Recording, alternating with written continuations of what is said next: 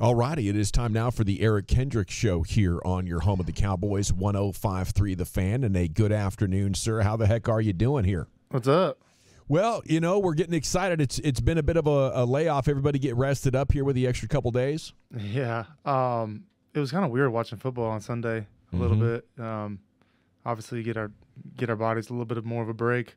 That short week is always, you try to get yourself mentally ready, but when it's all said and done, it's pretty physical type of situation. Now, speaking of watching football, we are seeing like a historic level of upsets. You never know what's going to happen any week in the NFL, do you?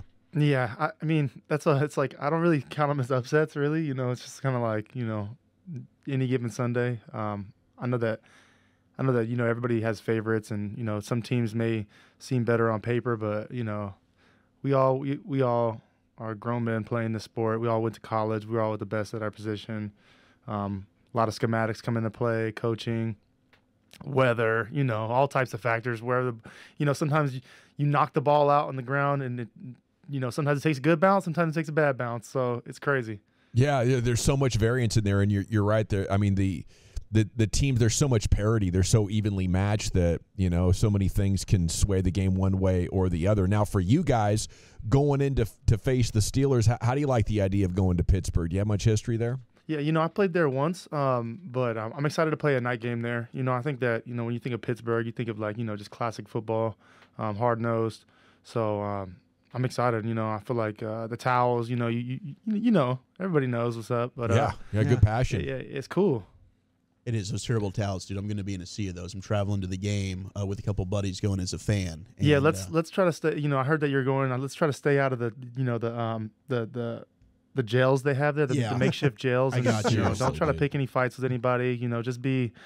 Just be a fly on the wall. Just be cool. I'm going to be on my best behavior, Eric. I promise you. All right, don't worry. He's wearing a 50 jersey, Eric, just to let you know. Let's go. I got you, bro. Yeah, you have no problems with that, No, they're going to be too damn scared to mess with me when they see that Kendricks on the back. But I guess it's like, hey, low-hanging fruit. It's just the generic media question, but it is a very banged-up defense. I mean, you don't have Micah. You don't have DeMarcus Lawrence. So for you, I mean, what are some of the things, the changes? What can you share with us about the challenges for your defense right now and who needs to step up? Yeah, I mean, it's obviously who needs to step up, but I feel like we all kind of have to, just going into week 5, it's like we know how we've been attacked thus far. We know where our communication level needs to be. We know what checks we need to have.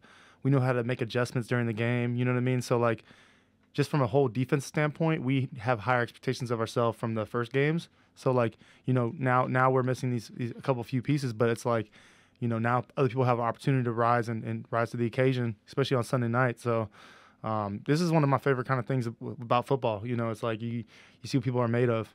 Now, Wolchuk's favorite thing about football is the Cowboys. He is a Cowboys super fan, and he's willing to at least get in a strong argument to support them, right? But oh yeah, Eric, do you have a team? Is it a basketball team or a college team like UCLA? What gets your inner fan like excited? I'm actually one of those weird people who don't really have a team. I grew up in Fresno, California. All my friends growing up were Raiders fans, Niners fans, Charger fans, all across the board.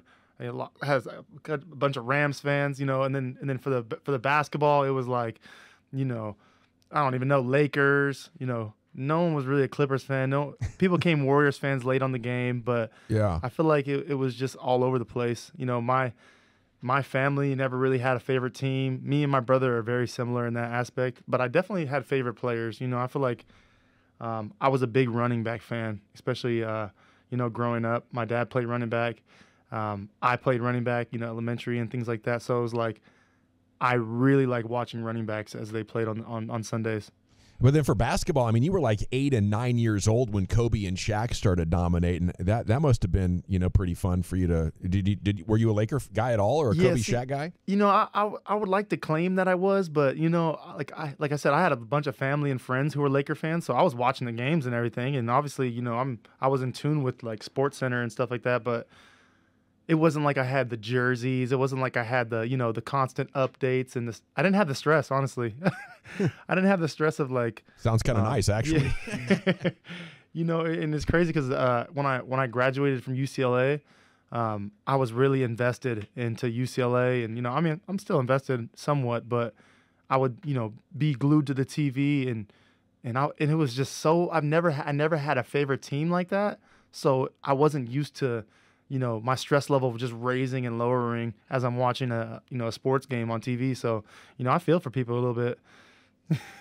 Hey, Eric, you say you were watching football this last weekend. I'm going to check you. You probably weren't. You were watching something on the Food Channel. What did you watch on the Food Channel? And then what did you prepare? I know there was something you were just dying, you and the missus were dying to do, and you had to do it this weekend. What did you get done on the food side? Actually, so I wasn't watching Food Network, but I was watching a lot of Cars, like, the movie Cars. I've been watching those with my Cars? son. Yeah. Oh, wow, all right. Pixar. It's like, they have three movies, it's so Lightning McQueen. I actually held off on watching the movie until, this phase of my life, just for this reason, so I can just enjoy them that much more with my son. Oh, cool. But yeah, we where did we go? We went a couple places for restaurants. We had a little date night, and there you go. Yeah, around town. We cooked a little bit. We just had some good me and her time. There you go. Relaxed a little bit. A lot of body work in between there. It is still work time, but it was much needed. Have you ever taken on Justin Fields before? I have. I played. I was in the division with him, so very familiar with Justin Fields and his abilities. Yeah. What do you want to know about him? Well, I'm Everything, the whole book. like just how different it is. He's a running quarterback, but the size factor. I mean, he's as big as a linebacker. Yeah, no, he's and the thing is, like, when he's running out of the pocket, he's really running to look downfield. I mean, I know that we know of him as being a running quarterback, which he's a great athlete. But every time he escapes the pocket, those are usually when his deep balls come out of come out the backfield, because he's looking downfield, and he's really good at throwing the ball long distances. And I think that we know him for these big fat runs, and obviously he has crazy highlights. But yeah, I mean, every time I played him when I was in Minnesota, it was kind of like you never know what to expect with him, because it's big plays everywhere. The Eric Kendricks Show here with you on the Fan. Okay, speaking of Minnesota, one of the topics for us and the fans, and maybe it's uncomfortable to talk about a teammate like this, but a lot of folks want to see Dalvin Cook get a shot there. What do you think of him in practice so far? Is he ready to go? Dalvin Cook, just speaking about Minnesota days, Dalvin Cook is just he was one of our our best players, one of our leaders. I've seen him countless times, put the team on his back and play through, injuries. Just a hard worker. Doesn't really say much. Humble guy. When he speaks, he commands people's attention. But yeah, Dalvin's been, he's been a great teammate. He's been here for a couple weeks now, getting in good shape and practicing hard, working hard with us. Hey, Eric, you guys did a really nice job, the run defense the other night against the Giants. I mean, well played on your guys' part. When is it really more about the fits when you have to deal with, say, some of the RPO stuff or the read option stuff? Is it about fits? Is there some secret to playing against that style of offense that you have to have? You absolutely have to do this on defense in order to play against a team like that. Yeah, I think it's a little bit of everything. I think obviously your fits need to be on point, but with the RPO, with the read option, their whole goal is that they have an extra guy than you do. So it's like not all the fits are going to be perfect. Right. So it requires you to, yes, this is my fit. Yeah, this is what I'm supposed to do. But at the end of the day, like, how is the offense going to try to attack me? How am I, as a defender, going to do my job and then get off a block and then make the play that, is not necessarily supposed to be made, but needs to be made? And I think that, the first few weeks, it was like we were getting different looks at it and then trying to hone in on our technique. And, we're going to get faced with a lot of that this week as well. Yeah. But, I think that, obviously the more reps we get, the more live reps in games, the more we know how people are going to attack us. We can, change things up, do things differently. Maybe do things, as an individual, as a player that, like you can't really coach that you can't coach, Sure. like instincts wise that we have to take over. You know, it's like we're the ones that in the white lines. We got to play. How was it being at practice and all of a sudden you look over and there's a helicopter landing next to you? I've never, that was crazy to me. Crazy. Yeah, I mean, I saw it from the distance and I was like, man, I wonder if that's going to, get any closer. I wonder if it's going to land on the field. Does practice? And then it was like, oh man, I wonder if it's going to hit. I wonder if I need to run. Does everybody just stop at that point and just start watching? And it's like, hey guys, we're gonna 30-second break here. We're gonna wait for this. Yeah, chopper to I feel like everyone was, that was my first time seeing it, so I feel like everybody was more used to it than me. So I'm, once again here, I'm just the weirdo that's, whoa, that's cool.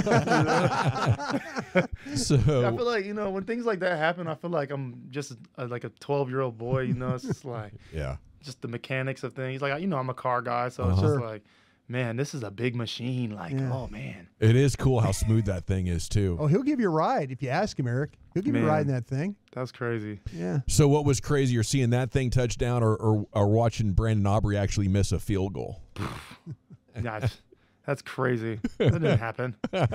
This dude's hitting bombs, though. Have you ever seen a kicker like this in all your That days? didn't happen. Yeah. Not really. No. I mean, I've been with a lot of great kickers, but I mean, yeah, it's he's incredible. Yeah. Do you ever get asked during these anonymous player polls? Like, do you ever get in the mix on these? Because I just saw another one from The Athletic. A bunch of players were asked a bunch of questions. I wasn't sure what that process was like. What was the poll? Well, they had a bunch of different questions. One of them was, what's your least favorite road trip to take in the NFL? And a bunch of cities were listed or places. Do you have a least favorite city to have to go on a road trip to? Give me do they have any options? Give me the options. Well, the number one was Green Bay. Absolutely.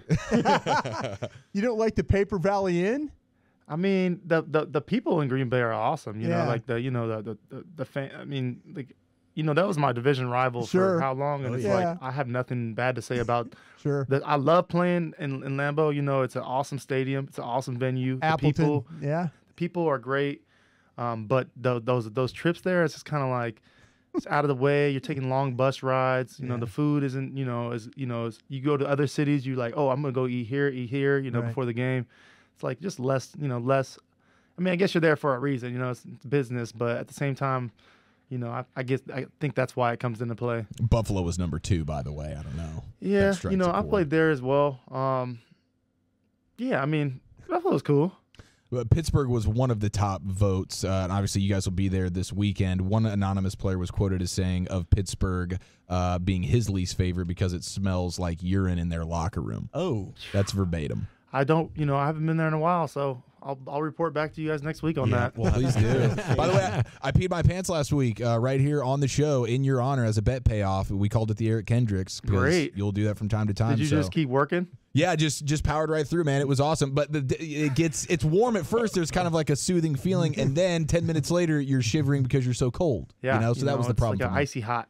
Yeah. Very much so. Give him hell, man. We'll be pulling for you. I appreciate it. Take it easy, guys. There he goes, Cowboys linebacker Eric Kendricks every Thursday with you here on your home of the Cowboys, 105.3 The Fan.